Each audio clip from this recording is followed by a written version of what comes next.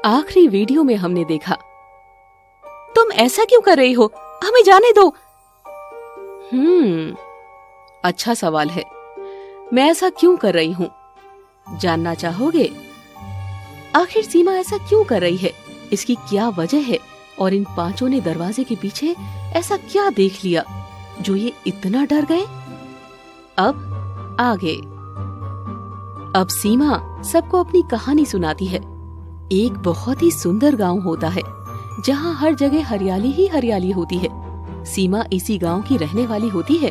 वो अनाथ होती है, इसीलिए वो गांव के अनाथालय में पली बड़ी होती है। 20 की उम्र की होते ही सीमा की शादी करवा दी जाती है। पर सीमा की किस्मत बड़ी खराब होती है। उसका पति उसे रोज मारता पीटता, और सिर्फ उसका पति ही नहीं, सीमा की सास भी उस पे हाथ उठाती थी। सीमा को रोज हर छोटी छोटी बात पे अपने पति और सास की मार खानी पड़ती थी। शुरुआत में सीमा ने अपने लिए लड़ने की कोशिश की। उसने अपने हक के लिए आवाज भी उठाई। वो जिस अनाथालय में पली बढ़ी, उसने वहाँ जाके मदद मांगी, पर अनाथालय के लोगों ने उसकी मदद करने से साफ इनकार कर दिया। उसने अपने पड़ोसियों से भी मदद की गुहार लगाई, पर उन्होंने भी किसी और की शादीशुदा जिंदगी में पड़ने से इनकार करते हुए सीमा से ये कहा कि तुम औरत हो, तुम्हें ये सब चीजें सहनी पड़ेगी। तो क्या हुआ अगर तुम्हारे पति ने हाथ उठाया, ये तो उसका हक है। शादीशुदा जिंदगी में ये सब चलते रहता है। तुम बातों का बतंगड़ मत बनाओ, ये तो छोटी बात है, वगैरह वगैरह। उस दिन सीमा को एहसास हुआ कि भले ही वो गांव दिखने में कितना ही खूबसूरत क्यों ना हो, पर इस गांव के लोग उतने ही कुरूप हैं। इस गांव के लोगों से तो अच्छे जानवर ही हैं। सीमा के मन में इस गांव के लोगों के लिए एक कड़ी नफरत जाग चुकी थी। अब सीमा सबसे मदद मांग के थक चुकी थी। उसे अब इस गांव में नहीं रहना था। वो यहाँ से बहुत दूर जाना चाहती थी। एक दिन जब सीमा अपने कमरे में अपना बैग पैक कर रही थी, तब कमरे में उसका पति आता है और उसे अपना सामान पैक करते हुए देखकर उसे पूछता है, ये क्या सीमा, पैकिंग क्यों कर रही हो? मैं अब और तुम माँ बेटे की मार नहीं सहूंगी। मैं ये घर छोड़कर जा रही हूँ। क्या तुम्हारी ये कहने की हिम्मत कैसे हुई? रुको, मैं तुम्हें अभी बताता हूँ। ये कहते हुए वो सीमा की तरफ बढ़ता है, अलमारी से अपनी बेल्ट निकालता है और उसे बहुत जोर जोर से मारता है। सीमा उसे रोकने की कोशिश करती है, पर वो शरीर से कमजोर औरत एक हट्टे कट्टे आदमी को कैसे रोक पाती भला? आवाज सुन के सीमा की सास भी कमरे में आ जाती है, पर अपने बेटे को रोकने की बजाय कहती है, बेटा अब और मत मार इसे, अगर ये मर गई ना तो इल्जाम हमारे सर पे आ जाएगा। अपनी माँ की बात सुनकर सीमा का पति रुक जाता है और कहता है, माँ अब तो ये हमारे किसी काम की नहीं रही, क्या करे इसका? तू जा और इसे गांव के जंगल के पीछे फेंका। इसकी वैसे भी आखिरी सांसें चल रही है। गांव वालों ने अगर पूछा तो मैं बता दूंगी कि ये रातों रात घर से भाग गई। ठीक है माँ। ये कहते ही वो सीमा के अधमरे शरीर को उठाता है और घर के बाहर निकल जाता है। फिर वो सीमा को गांव के पीछे के जंगल में फेंक देता है और वहाँ से चला जाता है। सीमा वहीं पे बेहोश पड़ी रहती है। धीरे धीरे सूरज ढलने लगता है और फिर रात हो जाती है। इस वक्त सीमा को थोड़ा होश आता है और वो दर्द से कराह रही होती है। उसी वक्त वहाँ पर आसमान से उड़ता हुआ एक पंछी सीमा की तरफ आता है और उसके पास आकर बैठ जाता है। सीमा उस पंछी को देखती है, पर अपने शरीर में हो रहे दर्द की वजह से उस पर कोई ध्यान नहीं देती। पर उस पंछी में कुछ अलग होता है। वो सीमा को इस तरह देखता है जैसे उसे सीमा के दर्द का एहसास हो रहा हो। कुछ देर सीमा को दर्द से कराहता हुआ देखकर वो पंछी उसके पास आता है। तभी वहाँ पर एक आवाज सुनाई देती है, तुम्हें बदला लेना है। आवाज सुनकर सीमा जितना हो सके अपने आसपास देखने की कोशिश करती है, पर उसे कोई भी इंसान दिखाई नहीं देता। तभी वो पंछी सीमा के ऊपर आकर बैठता है और सीमा की नजर उस पर पड़ती है। वो पंछी अपनी चोंच हिलाता है और फिर से वही आवाज सुनाई देती है, तुम्हें बदला लेना है। सीमा ये देखते ही बिल्कुल सन्न रह जाती है, क्योंकि वो पंछी की आवाज होती है। तुम बोल कैसे सकते हो? हाँ, मैं बोल सकता हूँ। मैं इस दुनिया का नहीं हूँ, मैं दूसरी दुनिया का हूँ। दूसरी दुनिया? कहीं मैं पागल तो नहीं हो रही हूँ ना? मैं एक पंछी से बात कर रही हूँ। ये कहकर वो अपने माथे पर हाथ रखकर जोर से हंसने लगती है और साथ ही साथ उसकी आंखों से आंसू भी बहने लगते हैं। सीमा की हालत देखकर वो पंछी दोबारा उससे कहता है, मैं तुम्हें अपना बदला लेने में मदद कर सकता हूँ, पर उसके बदले तुम्हें भी मुझे कुछ देना होगा। बोलो, मंजूर है? सीमा अब तक शांत हो चुकी होती है।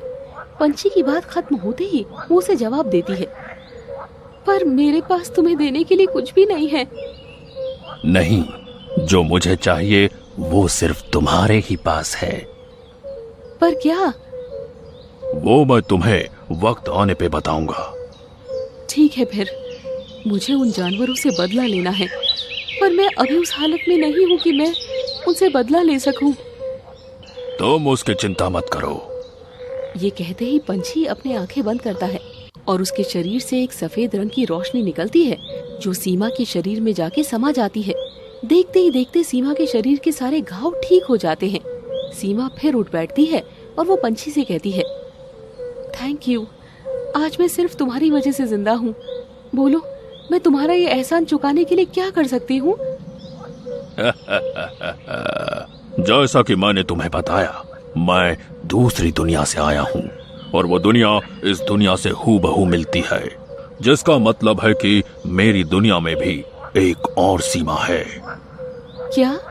इस दुनिया से बिल्कुल मिलती हुई एक और दुनिया? पर ऐसे कैसे हो सकता है? ये सच है और हम अभी मेरी दुनिया में जाएंगे, लेकिन उससे पहले तुम अपना बदला ले लो।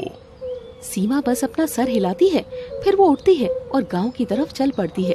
पंछी उड़ के सीमा के कंधे पर बैठ जाता है और गांव में पहुंचते ही सीमा पंछी से कहती है, पंछी, क्या तुम इस पूरे गांव में आग लगाने में मेरी मदद कर सकते हो? पंछी कुछ नहीं कहता, पर बस अपने मुंह से आग के गोले गांव की तरफ फेंक देता है। तुरंत ही सारे गांव में आग लग जाती है। लोग अपने घरों से निकलकर यहाँ वहाँ भागने लगते हैं और आग को बुझाने की कोशिश करते हैं, पर वो चाहे जो भी कर ले, आग बुझा ही नहीं पा रहे थे। ये देखते हुए सारे गांव वाले गांव से बाहर भागने की कोशिश करते हैं। ये देखते हुए पंछी बस अपनी आंखें बंद करता है और गांव के एंट्रेंस पर एक इनविजिबल बैरियर लग जाता है। गांव के लोग गांव के बाहर नहीं निकल पाते। सब तरफ अफरा तफरी मच जाती है। देखते ही देखते सब कुछ जल के राख हो जाता है। ये सब देखकर सीमा को अंदर से बहुत खुशी होती है। उसे इन लोगों की तकलीफ देखकर एक अलग ही सुकून मिलता है। वो पंछी से कहती है, मेरा बदला पूरा हो गया, चलो अब हम तुम्हारी दुनिया में चलते हैं। ठीक है। पंछी अपने पंख फैलाता है और अपनी आंखें बंद करता है। तभी वहाँ एक पोर्टल खुल जाता है। पोर्टल को देखकर पहले तो सीमा हैरान हो जाती है, पर फिर वो जल्दी ही शांत हो जाती है। इस पोर्टल के दूसरी तरफ मेरी दुनिया है, चलो चलते हैं। ठीक है। ये कहते हुए सीमा पोर्टल के पार चली जाती है और दूसरी दुनिया में पिछली दुनिया के जैसे जंगल में ही पहुंच जाती है। ये दुनिया सीमा की दुनिया की जैसे ही होती है, पर उस दुनिया में और इस दुनिया में वक्त का थोड़ा सा फर्क होता है। तो सीमा को जंगल में इस दुनिया की सीमा अधमरी पड़ी हुई मिलती है। वो देखते ही सीमा पंछी से कहती है, पंछी, क्या तुम इसे भी ठीक कर सकते हो? नहीं, मैं इसे ठीक नहीं करूंगा। मैंने तुमसे कहा था ना कि तुम्हें बदले में मुझे कुछ देना पड़ेगा। अब उसका वक्त आ गया है। तुम्हारा क्या मतलब है? मैं ये चाहता हूँ कि मैं इस सीमा के शरीर में प्रवेश करूं, जिससे कि मेरी शक्तियां दुगनी हो जाए। पर एक इंसान और जानवर के शरीर के मिलने के बाद मैं बच्चों का मांस खा के ही जिंदा रह पाऊंगा, और वो मांस मुझे तुम ला के दोगी। क्या हुआ? अब जब तुम्हारा बदला पूरा हो चुका है, तुम अपना वादा तोड़ना चाहती हो? ये सुन के सीमा कुछ मिनटों के लिए सन्न हो जाती है और थोड़ी देर बाद पंछी की बातें मान जाती है। पंछी तुरंत ही उस अधमरी सीमा के शरीर में घुस जाता है और देखते ही देखते सीमा का शरीर गायब हो जाता है और उसकी जगह वहाँ पर सीमा के चेहरे और पंछी के शरीर वाला एक अजीब जानवर होता है। बस तभी से सीमा और पंछी ने मिलके गांव में दहशत फैलाना शुरू कर दिया। सीमा गांव से बच्चे चुराकर पंछी को दे देती और पंछी बदले में उसे अपनी ऊर्जा देता, जिससे सीमा हमेशा जवान बनी रहती। इसीलिए आज सीमा के गांव में और आसपास के सभी गांव में एक भी बच्चा जिंदा नहीं है। जैसे ही एक गांव में सारे बच्चे मर जाते हैं, सीमा और पंछी अपना ठिकाना बदल लेते हैं और चल देते हैं। किसी ऐसे गांव की तरफ जिसमें बहुत सारे बच्चे हों। सीमा, निशा, रिया, आयुष, कमल और विनय एक चेयर पर रस्सी से बंधे होते हैं। सीमा उनके सामने ही बैठी होती है और पंछी साइड पर ही रखे टेबल पर कुछ खा रहा होता है। अब आप सब ये तो जान ही गए होंगे कि वो क्या खा रहा होता है। खैर वो छोड़ो, सीमा की कहानी सुन के सब दंग रह जाते हैं। निशा कहती है, मैं समझती हूँ कि तुम्हारे साथ जो कुछ हुआ वो नहीं होना चाहिए था, पर आज जो तुम कर रही हो उससे तुम में और तुम्हारे पति में कोई अंतर नहीं रह गया है। अगर वो इंसान के रूप में जानवर था तो तुम क्या हो? सीमा ये सुनकर गुस्सा हो जाती है और चिल्लाकर कहती है, तुम चुप हो जाओ, तुम्हें कुछ भी नहीं पता। निशा कुछ कहने वाली होती है, तभी उसकी नजर सीमा के पीछे पड़ती है और वो हैरान हो जाती है। बाकी चार भी सीमा के पीछे हैरान होकर देखते हैं। सीमा उनके चेहरे के हावों भावों को देखकर उनकी तरह अपने पीछे मुड़कर देखती है और सन्न रह जाती है। टेबल पर पंछी सभी बच्चों को खा चुका होता है। उसका शरीर एक लाल रंग से घिर जाता है और पंछी को ऐसे देखकर सीमा डर जाती है और कहती है, पंछी, ये तुम्हें क्या हुआ? मूर्ख औरत, तुझे क्या लगा मैंने तुम्हारी मदद किस लिए की थी? इसलिए क्योंकि तू मेरे काम आ सकती थी। मैं इस दुनिया से नहीं हूँ, बल्कि मैं तो नरक से आया हूँ। नरक से धरती पे आने के बाद मेरी शक्तियाँ कमजोर हो गई, पर फिर मुझे पता चला कि बच्चों का मांस मुझे मेरी शक्तियाँ वापस दे सकता है। और आज देख, मेरी सारी शक्तियाँ वापस आ गई है। पर जो भी कहो, सबसे स्वादिष्ट मांस तो तेरे बच्चे का ही था। सीमा ये सुनकर पंछी से हैरान होकर पूछती है, मेरा बच्चा? ये तुम क्या कह रहे हो? ओ हाँ, मैंने तुम्हें ये बताया ही नहीं था।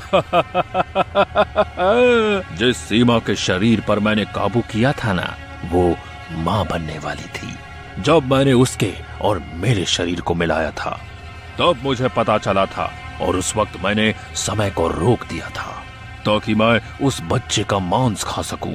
इसलिए तुझे पता ही नहीं चला। एक तरीके से उस सीमा का बच्चा तेरा भी तो हुआ ना।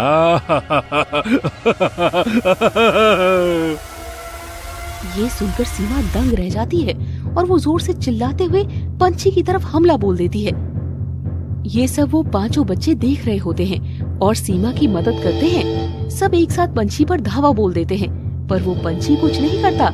वो बस धीरे धीरे सबकी ऊर्जा अपने अंदर खींच लेता है और देखते ही देखते सभी कंकाल बन जाते हैं। ये देखकर पंछी कहता है अपने आप से, बेवकूफ इंसान। और फिर वो उड़ जाता है। Thanks for watching Scary Drive. Please like, subscribe and share with your friends.